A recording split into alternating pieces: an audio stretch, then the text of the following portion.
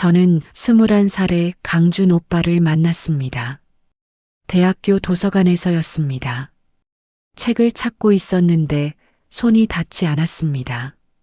누군가 뒤에서 책을 뽑아 건네줬습니다. 돌아보니 조교 오빠였습니다. 날카로운 눈매, 차가운 인상. 그런데 이상하게 눈을 뗄 수가 없었습니다. 고마워요. 저는 말했습니다. 오빠는 고개만 끄덕이고 돌아섰습니다.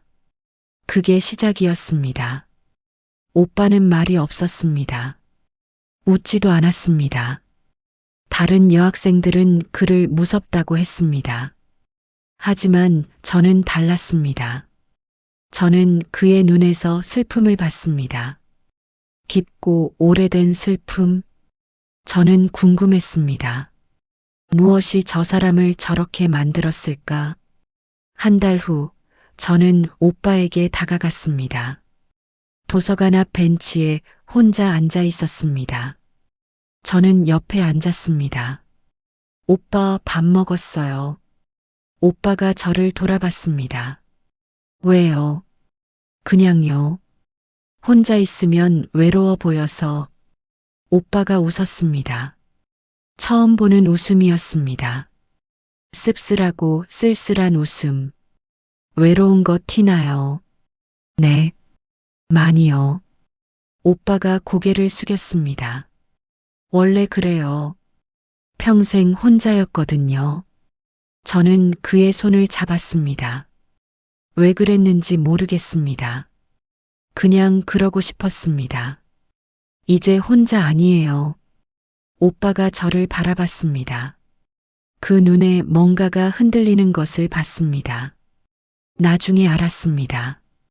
그 순간 오빠도 저를 사랑하게 됐다는 것을.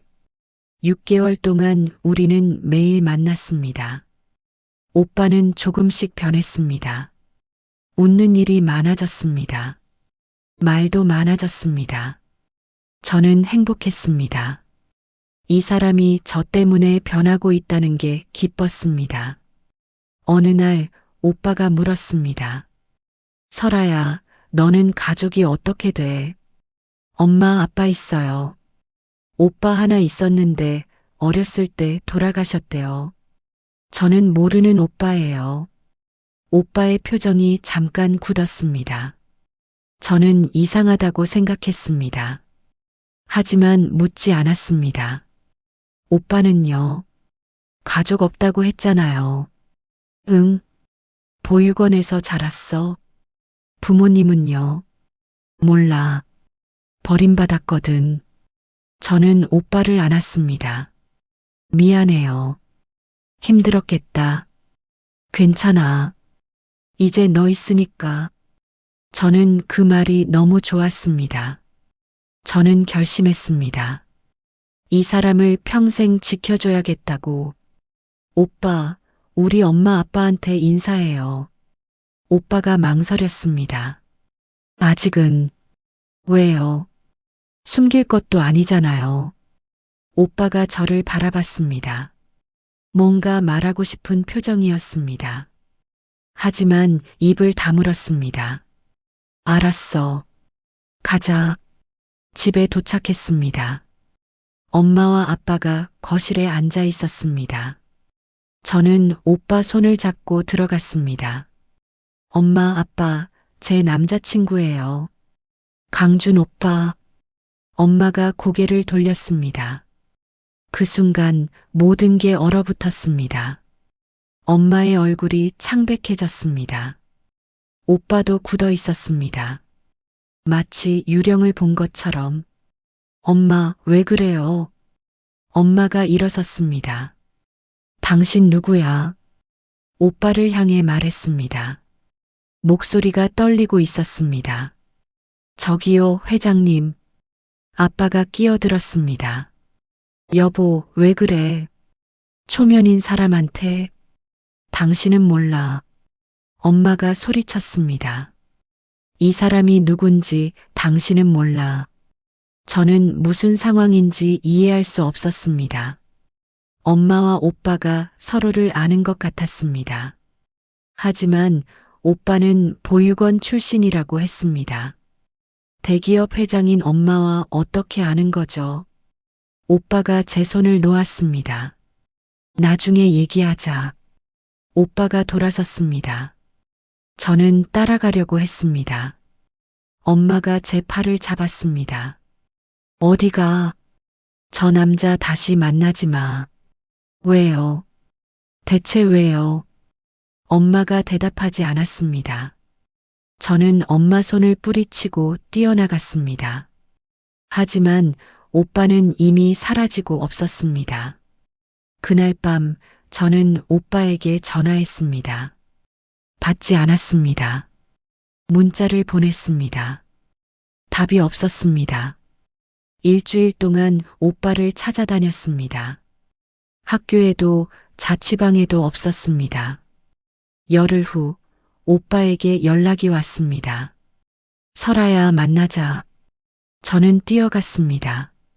오빠가 공원 벤치에 앉아 있었습니다.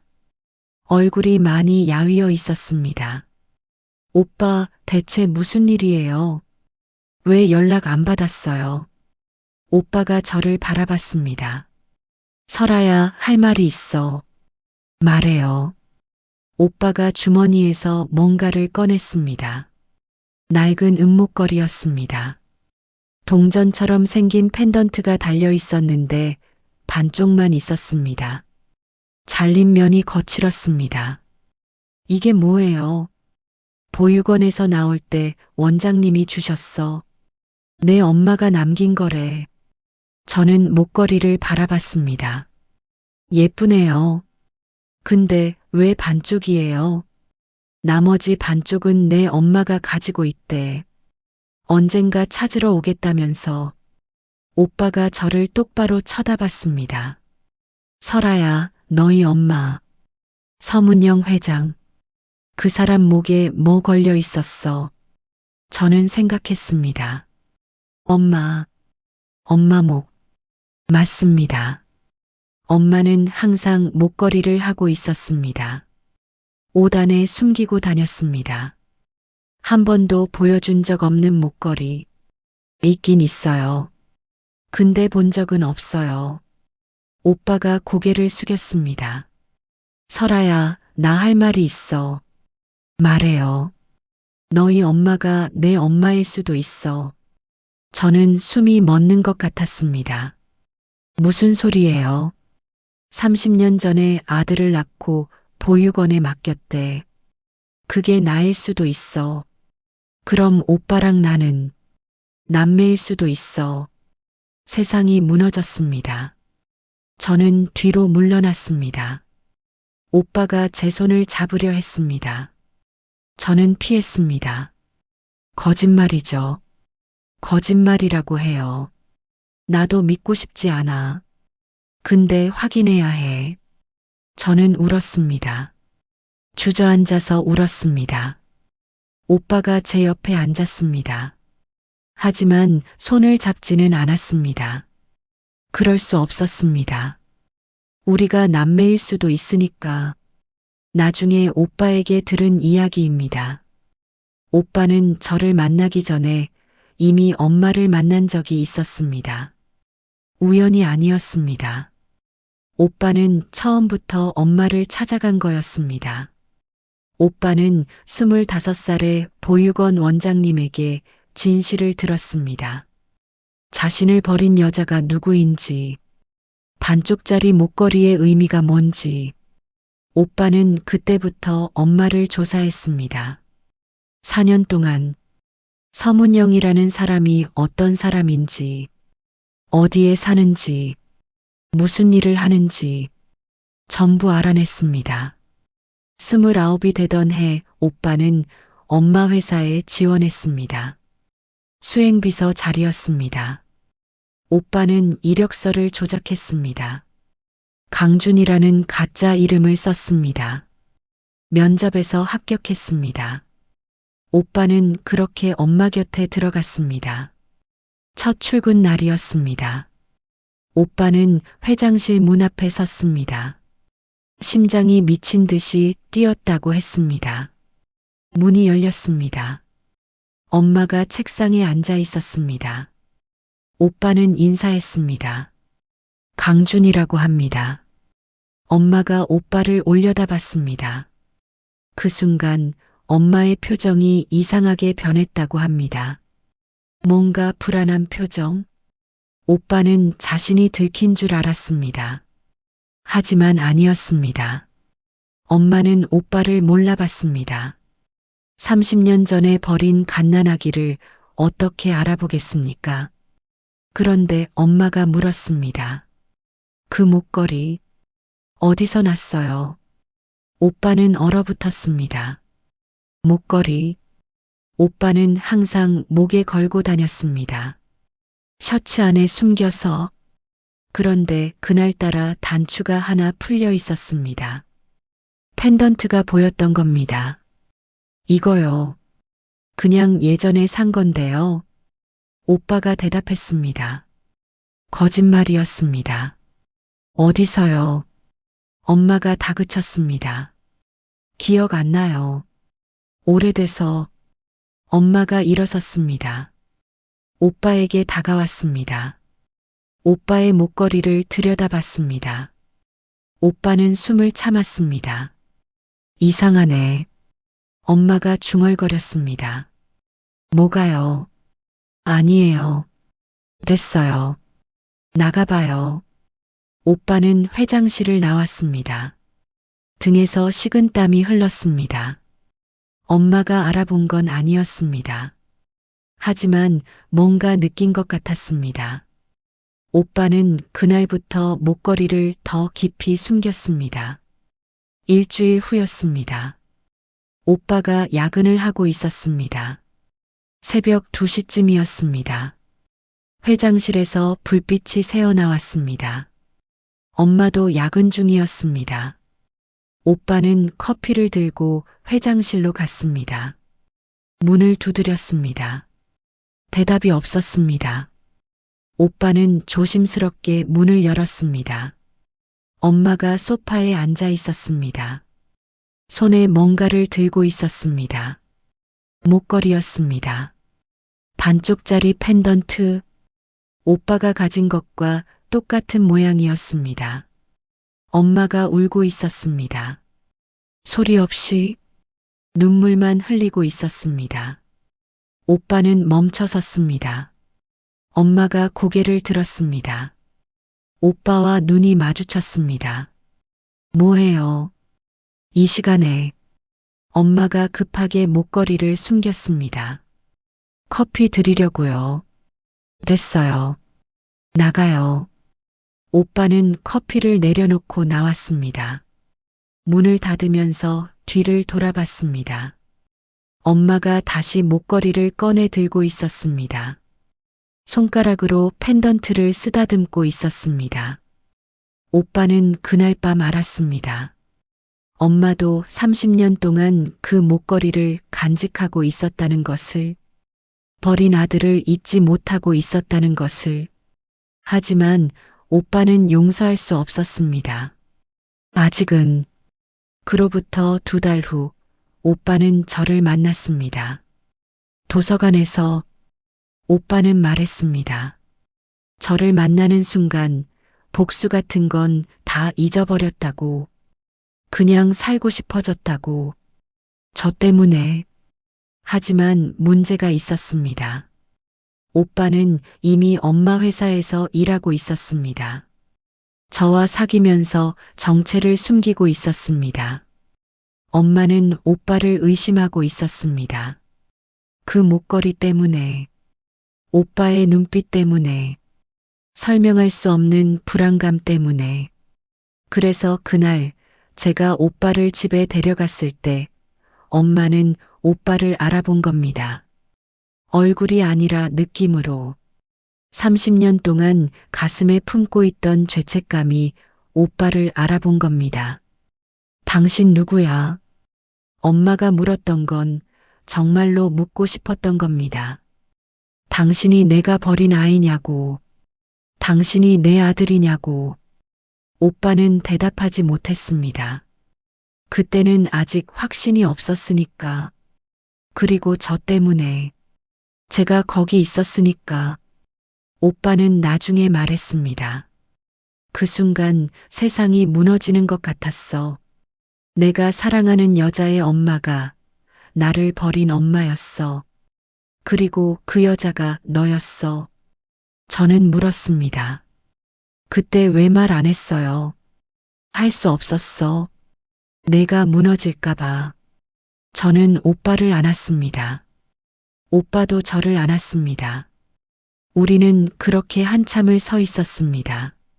집에 돌아왔습니다. 엄마가 거실에 앉아 있었습니다. 저는 다가갔습니다. 엄마, 나 물어볼 거 있어요. 엄마가 저를 올려다봤습니다. 뭐? 엄마 목걸이. 그거 보여줘요. 엄마의 얼굴이 굳었습니다. 왜? 그냥요. 궁금해서요. 엄마가 일어섰습니다. 안 돼. 왜 안 돼요? 목걸이 하나 보여주는 게 뭐가 어려워요? 엄마가 소리쳤습니다. 안 된다니까. 저는 엄마를 밀치고 손을 뻗었습니다. 엄마 셔츠 안으로 목걸이를 잡아당겼습니다. 체인이 끊어지면서 펜던트가 제 손에 떨어졌습니다. 반쪽짜리 동전, 오빠가 가진 것과 똑같았습니다. 잘린 면이 거칠었습니다. 맞춰보면 딱 들어맞을 것 같았습니다. 엄마, 저는 엄마를 바라봤습니다. 강준 오빠가 엄마 아들이에요. 엄마가 주저앉았습니다. 울기 시작했습니다. 저는 태어나서 처음으로 엄마가 우는 것을 봤습니다. 미안해. 엄마가 말했습니다. 그때 난 아무것도 없었어. 21살이었어. 아이를 키울 수가 없었어. 저는 멍하니 서 있었습니다. 그럼 진짜였습니다. 오빠가 엄마의 아들이었습니다. 저와 오빠는 남매였습니다. 그럼 나는요? 저는 물었습니다. 나도 엄마 딸이에요. 그럼 오빠랑 나는 진짜 남매예요. 엄마가 고개를 들었습니다. 이상한 표정이었습니다. 설아야. 네. DNA 검사를 하자. 저는 고개를 끄덕였습니다. 그것밖에 방법이 없었습니다.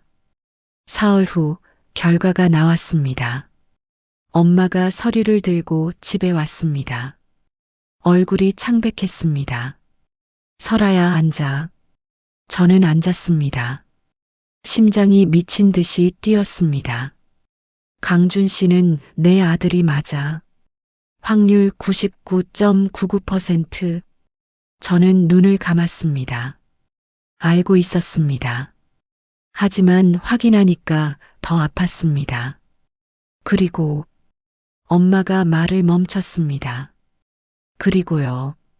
너는 엄마가 저를 바라봤습니다. 눈에 눈물이 가득했습니다.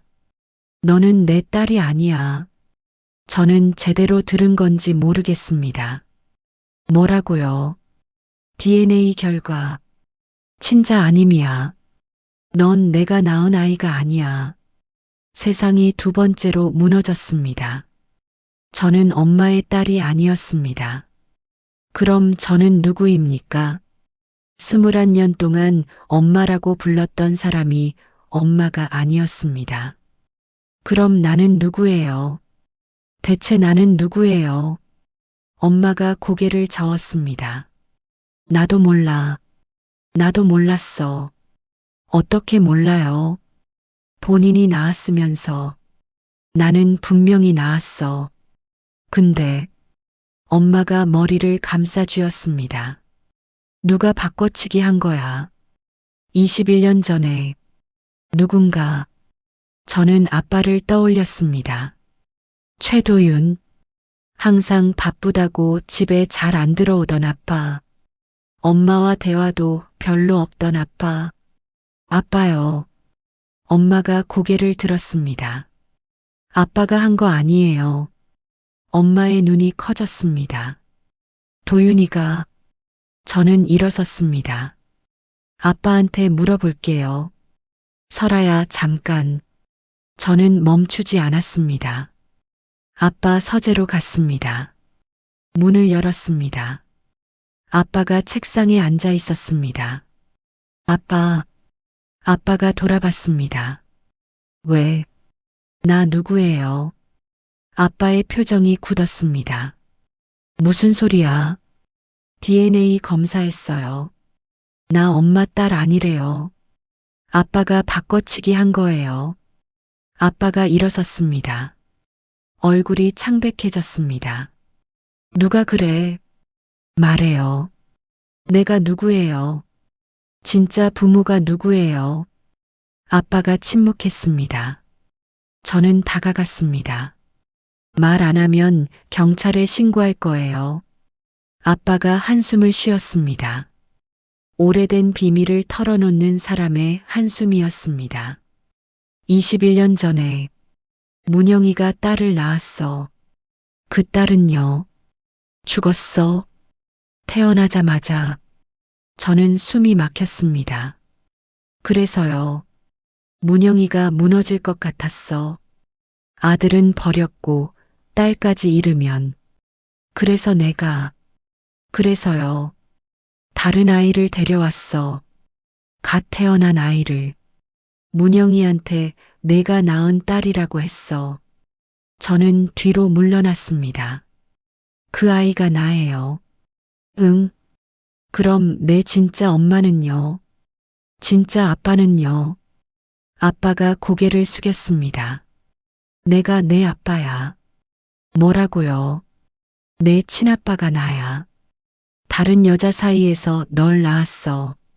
저는 웃음이 났습니다. 미친 웃음이었습니다. 그럼 나는 아빠 딸이에요. 엄마 딸은 아니고 아빠가 바람 피워서 낳은 딸이에요. 아빠가 대답하지 않았습니다. 대답할 필요가 없었습니다. 사실이니까. 내 친엄마는요? 어디 있어요? 죽었어. 널 낳고 얼마 안 돼서. 저는 더 이상 물을 힘이 없었습니다. 저는 돌아섰습니다. 방을 나왔습니다. 거실에 엄마가 서 있었습니다. 아니, 서문영 회장이, 제 엄마가 아닌 사람이. 다 들었어요. 서문영이 말했습니다. 네. 저는 대답했습니다. 미안해. 설아야. 서문영이 다가왔습니다. 내가 널 21년 동안 속인 거야. 회장님은 몰랐잖아요. 저는 말했습니다. 이상했습니다. 분노해야 하는데 분노가 나오지 않았습니다. 그래도 미안해. 서문영이 저를 안았습니다. 저는 가만히 있었습니다. 이 사람은 제 엄마가 아니었습니다. 하지만 21년 동안 엄마였습니다. 그게 가짜일까요? 저는 모르겠습니다. 한 가지 좋은 소식이 있어요. 저는 말했습니다. 뭔데? 강준 오빠랑 저는 남매가 아니에요. 서문영이 저를 놓았습니다. 저를 바라봤습니다. 그래.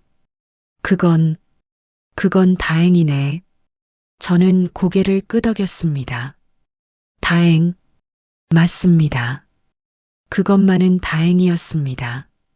오빠를 만났습니다. 모든 걸 말해줬습니다. 그럼 우리, 오빠가 말했습니다. 응, 남매 아니야. 오빠가 저를 안았습니다.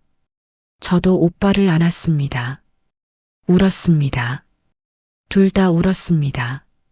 설아야. 응, 여기 떠나자.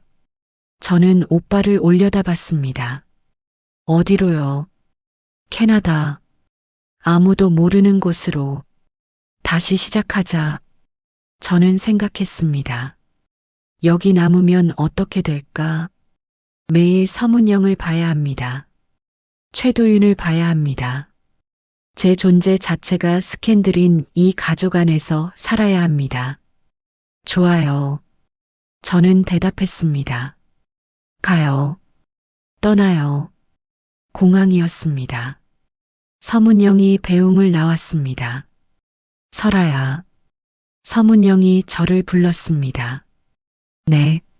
넌 여전히 내 딸이야. 피가 안 섞였어도 21년을 함께 살았잖아. 저는 서문영을 바라봤습니다. 알아요. 가끔 연락해. 안 하면 찾아갈 거야. 저는 웃었습니다. 알겠어요. 서문영이 오빠를 돌아봤습니다. 준우야. 오빠가 굳은 표정으로 서문영을 바라봤습니다. 설아 잘 부탁해. 오빠가 고개를 끄덕였습니다. 그리고 서문영이 주머니에서 뭔가를 꺼냈습니다. 반쪽짜리 목걸이였습니다. 이거 가져가. 오빠가 받았습니다. 자신의 목걸이와 맞춰봤습니다. 딱 맞았습니다. 30년 만에 하나가 된 동전. 됐습니다. 오빠가 목걸이를 서문영에게 돌려줬습니다. 이제 필요 없어요. 서문영의 눈에 눈물이 맺혔습니다. 언젠가 돌아올게요. 그때는 엄마라고 부를 수 있을지도 몰라요. 오빠가 말했습니다.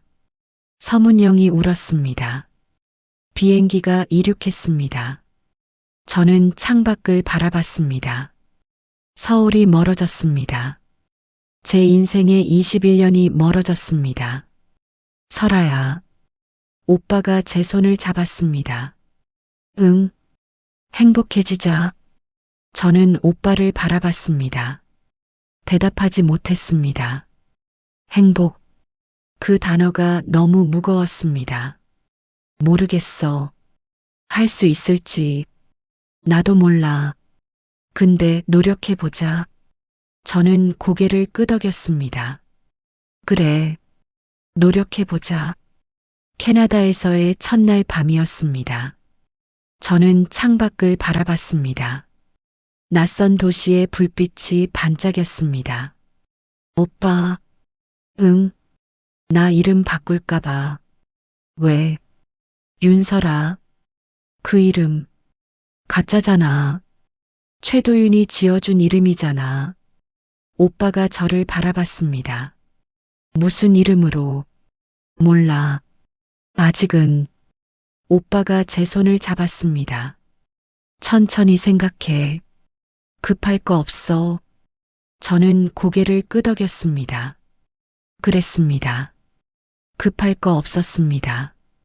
시간은 많았습니다. 오빠. 응. 고마워요. 뭐가? 나랑 같이 와줘서. 혼자였으면 못 버텼을 거야. 오빠가 웃었습니다. 나도 마찬가지야. 너 아니었으면 난 진작 포기했어. 저는 오빠 어깨에 머리를 기댔습니다. 오빠가 제 머리를 쓰다듬었습니다. 내일은 또 다른 하루가 올 것입니다. 어떤 하루일지 모르겠습니다. 하지만 최소한 저는 혼자가 아니었습니다. 그리고 저는 이제 알았습니다. 제가 누구인지는 아직 모르지만 누구와 함께 있고 싶은지는 알았습니다. 지금은 그것만으로 충분했습니다. 시간이 흘렀습니다. 저는 60을 넘겼습니다. 머리카락에 흰 것이 섞이고 얼굴에 주름이 늘었습니다. 하지만 행복했습니다. 준우 오빠와 저는 캐나다에서 뿌리를 내렸습니다. 아들 민수가 31살, 딸 지은이가 29살이 됐습니다. 둘 다 잘 자랐습니다. 착하고 똑똑한 아이들입니다. 서문영 회장님은 10년 전에 돌아가셨습니다.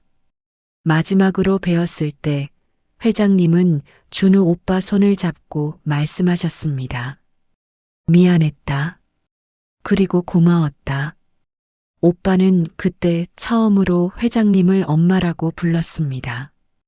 회장님이 눈을 감으시기 직전이었습니다. 그해 가을, 저는 특별한 이유로 한국에 왔습니다. 민수 결혼식이었습니다. 민수가 한국 여자와 결혼하게 됐거든요. 캐나다 유학 온 여자였는데 토론토에서 만나 3년을 사귀고 결혼을 결심했습니다. 결혼식은 신부 측 가족이 한국에 있어서 서울에서 하기로 했습니다. 준우 오빠는 먼저 왔습니다. 저는 며칠 늦게 도착했습니다. 회사 일이 있어서요. 오빠가 공항에 마중 나왔습니다. 피곤하지? 호텔 가서 쉬어. 괜찮아. 배고파. 밥 먹자. 오빠가 웃었습니다. 그래. 어디 갈까? 저는 창밖을 봤습니다. 서울이 많이 변해 있었습니다. 높은 빌딩들, 빠른 사람들, 아무데나, 조용한데, 오빠가 차를 몰았습니다. 강남 쪽으로 가다가 골목으로 들어갔습니다. 작은 식당이 보였습니다. 간판에 미국식 브런치라고 적혀 있었습니다. 여기 어때? 미국식이래. 좋아. 우리는 차에서 내렸습니다. 문을 열고 들어갔습니다. 작은 가게였습니다. 테이블이 4개, 카운터에 부부가 앉아 있었습니다. 60대 중반쯤 되어 보였습니다. 우리랑 비슷한 나이. 어서 오세요. 여자가 일어나며 말했습니다. 단정한 인상이었습니다. 두 분이세요? 네. 우리는 창가 자리에 앉았습니다. 메뉴판을 봤습니다. 팬케이크, 에그 베네딕트, 아메리칸 브렉퍼스트. 뭐가 맛있어요? 팬케이크요. 남편이 잘 만들어요. 미국에서 오래 살았거든요. 저는 귀가 솔깃했습니다. 미국에서요? 저희는 캐나다에서 왔어요. 여자가 눈을 크게 떴습니다. 어머, 진짜요? 저희도 북미에서 오래 살았어요. 캘리포니아요. 남자가 주방에서 나왔습니다. 건장한 체격, 군인 출신 같은 자세. 손님들 캐나다에서 오셨대요. 그래요? 반갑습니다. 저희도 미국에서 40년 넘게 살았습니다. 오빠가 물었습니다. 왜 한국으로 돌아오셨어요? 남자가 웃었습니다. 어딘가 쓸쓸한 웃음이었습니다. 고향이 그립더라고요. 죽기 전에 고향 땅 밟고 싶어서. 우리는 팬케이크를 시켰습니다. 남자가 주방으로 들어갔습니다. 여자가 커피를 가져다 줬습니다. 두 분은 왜 한국에 오셨어요? 아들 결혼식이요. 이번 주 토요일에. 어머, 축하드려요. 어디서 해요? 강남 어딘가요? 남편이 알아요. 오빠가 말했습니다. 그랜드 인터컨티넨탈이요. 아들이 거기서 하고 싶대서. 여자의 표정이 살짝 변했습니다. 뭔가 생각하는 표정. 그랜드 인터컨티넨탈이요? 이번 주 토요일? 네. 왜요? 아니요. 그냥 저희 조카도 이번 주 토요일에 거기서 결혼해요. 저는 웃었습니다. 세상 좁네요. 그러게요. 팬케이크가 나왔습니다. 버터가 녹아내리고 있었습니다. 메이플 시럽 향이 났습니다. 한 입 먹었습니다. 진짜 맛있었습니다. 맛있어요. 진짜요. 남자가 앞치마를 벗고 우리 테이블 옆에 섰습니다. 감사합니다. 손님들 실례지만 여쭤봐도 될까요? 네. 캐나다에서 40년 가까이 사셨다고 하셨는데 왜 가셨어요? 유학이었어요? 오빠가 잠시 멈칫했습니다. 저도요. 그 질문에 어떻게 대답해야 할지 복잡한 사정이 있었어요. 제가 대답했습니다. 그렇군요. 저희도 그랬어요. 미국 간 게 유학 때문이 아니었어요. 여자가 남편 옆에 앉았습니다. 저희도 도망친 거였어요. 한국에서 살 수가 없어서 저는 그 부부를 바라봤습니다. 뭔가 통하는 게 있었습니다. 설명할 수 없는 동질감. 저희도요. 도망친 거였어요. 오빠가 제 손을 잡았습니다. 왜요? 여쭤봐도 되나요? 남자가 조심스럽게 물었습니다. 저는 오빠를 봤습니다. 오빠가 고개를 끄덕였습니다. 저희는요, 남매인 줄 알았어요. 한동안 여자가 숨을 들이켰습니다. 네, 제가 사랑한 남자가요. 제 엄마의 버려진 아들이었어요. 30년 전에 보육원에 맡겨진 저희는 남매인 줄 알았어요. 지옥이었어요. 남자와 여자가 서로를 바라봤습니다. 이상한 표정이었습니다. 놀란 것도 아니고 슬픈 것도 아니고. 그래서 어떻게 됐어요? 여자가 물었습니다. 목소리가 떨리고 있었습니다. 나중에 알았어요. 제가 그 엄마의 친딸이 아니라는 걸. 저희는 남매가 아니었어요. 그래서 결혼했어요. 캐나다로 가서 침묵이 흘렀습니다. 긴 침묵. 남자가 입을 열었습니다. 저희도요. 비슷해요. 네. 저는 전쟁 직후에 어머니한테 버림받았어요. 어머니가 재혼하면서 저를 두고 갔어요. 이 이야기가 궁금하신 분들은 첫 번째 영상, 나를 버린 부모를 찾아간 날 어머니의 딸과를 보시길 추천합니다. 저는 심장이 빨라지는 걸 느꼈습니다. 그리고 20년 넘게 그 어머니를 찾았어요. 복수하려고. 그런데 그 어머니의 막내딸을 만났어요. 사랑에 빠졌어요. 여자가 말을 이었습니다. 저예요. 저는 그 어머니의 막내딸이었어요. 이 사람의 이복 여동생. 저는 숨을 멈췄습니다. 오빠도 굳어 있었습니다.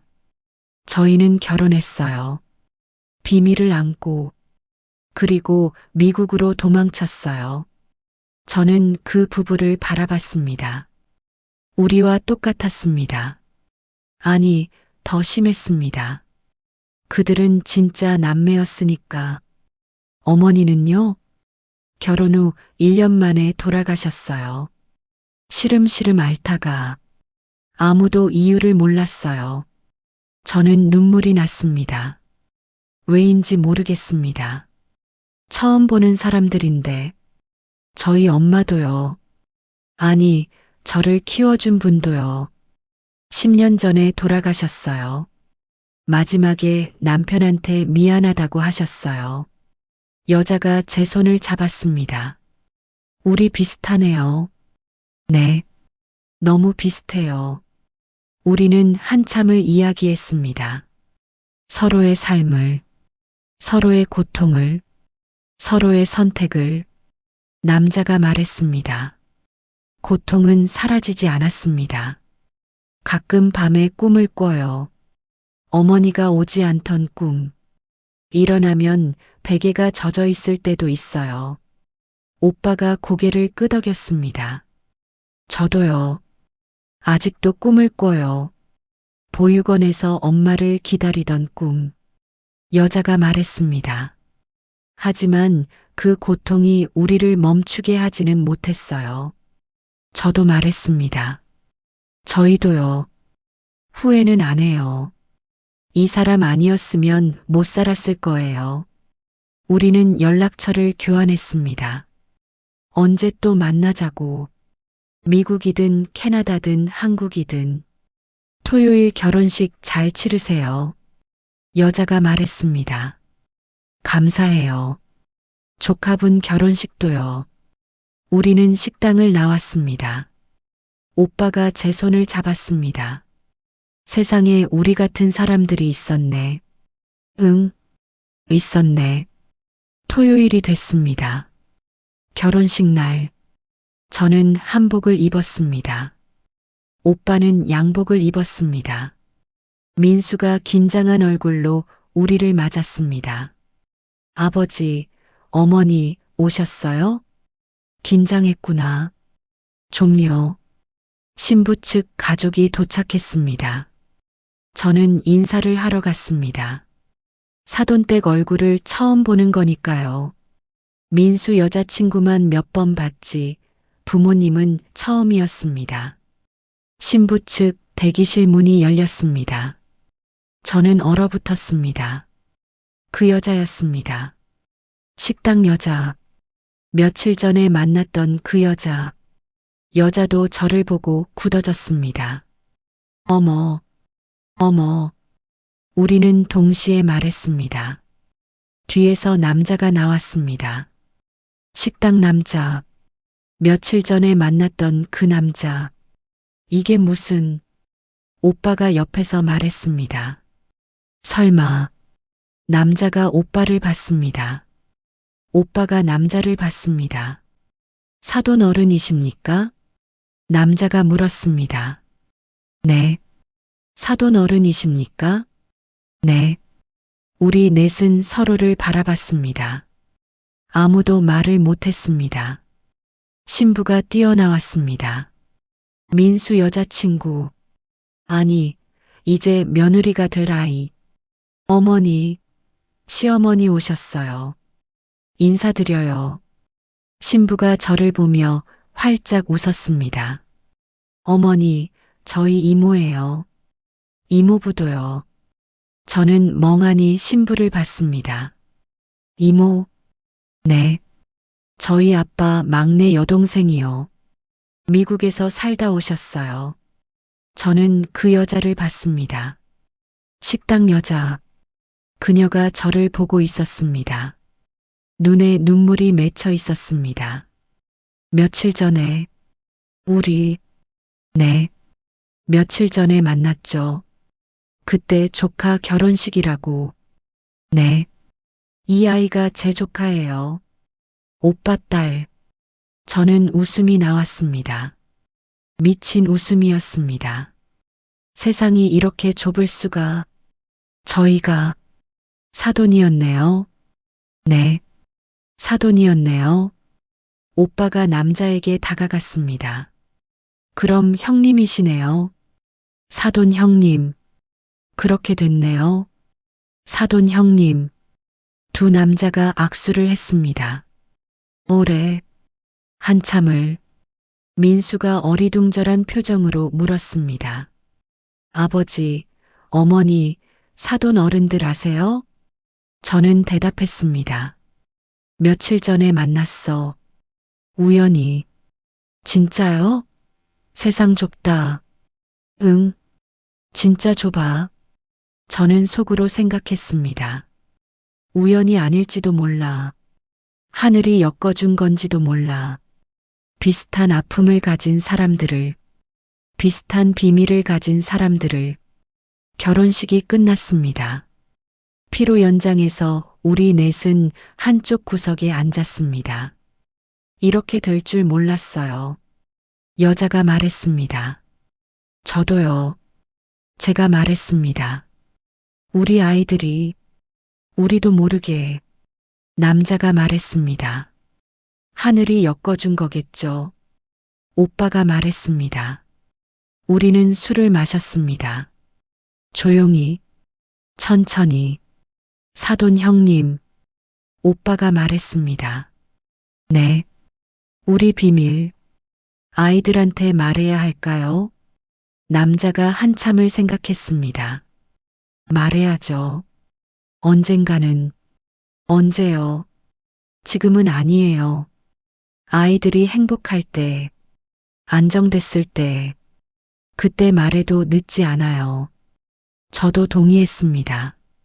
맞아요. 지금은 아이들 행복이 먼저예요. 여자가 제 손을 잡았습니다. 우리 자주 만나요. 사돈이잖아요. 아니, 그 전에 친구잖아요. 저는 웃었습니다. 그래요. 자주 만나요. 피로연이 끝났습니다.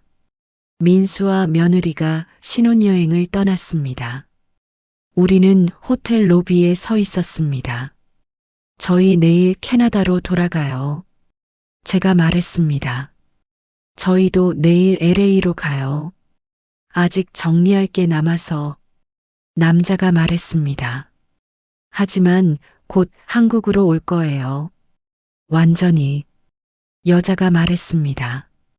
그때 또 만나요. 오빠가 말했습니다. 꼭이요.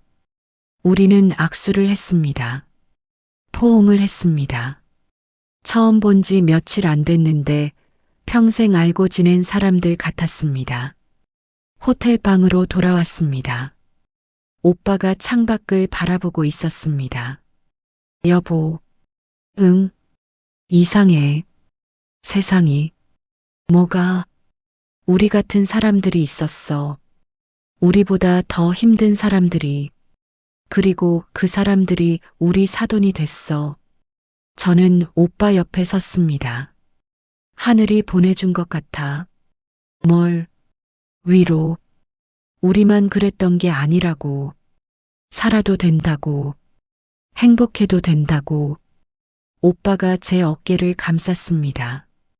그래. 그런 것 같아. 저는 생각했습니다. 앞으로 어떻게 될까? 우리 네 사람, 우리 아이들, 손자들이 태어나면, 명절에 모이면, 그 비밀은 어떻게 될까? 하지만 두렵지 않았습니다. 혼자가 아니니까, 같은 아픔을 가진 사람들이 있으니까, 이해해주는 사람들이 있으니까, 저는 눈을 감았습니다. 내일은 캐나다로 돌아갑니다. 일상으로 돌아갑니다. 하지만 뭔가 달라진 것 같았습니다. 가슴에 있던 무거운 게 조금 가벼워진 것 같았습니다. 40년을 안고 살았던 비밀. 그 비밀을 나눌 수 있는 사람이 생겼습니다. 사돈. 아니, 친구. 아니, 그보다 더한 뭔가. 저는 미소 지었습니다. 잠이 들기 전에 앞으로가 기대됩니다. 처음으로